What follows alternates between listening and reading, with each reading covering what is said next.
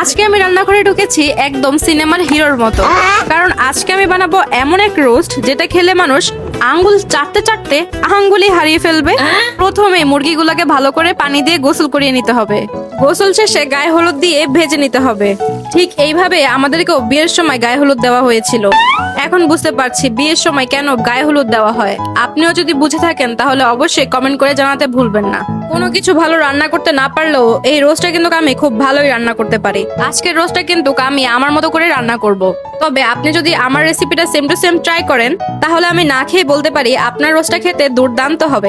তো দেখতেই পাচ্ছেন এখানে আমি অনেক রকমের মশলা দিয়েছি।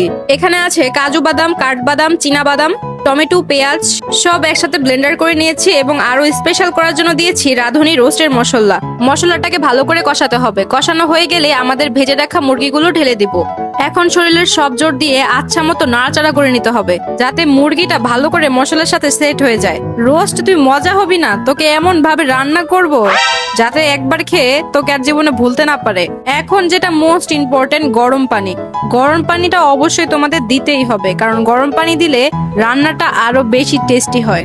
এই যে বলক আসার পরে এখন আমরা দিয়ে দিব খাঁটি গাওয়া ঘি। তোমরা তোমাদের পরিমাণ মতো দিবা। আমি যেহেতু রান্না একদম এক্সপার্ট তাই আমি একদম আন্দাজ করে দিয়ে দিই। দেখো না দেখো না দেখো না গাইস, দেখো না হামারা রোস্ট হো গায়া। গাইস লুকটাই যে সুন্দর হইছে, খাইতে জানি কত মজা হইছে। তো গাইস আমি পরে কথা কমনে, আমি এখন গিয়া খাইতে বই। আল্লাহ হাফেজ।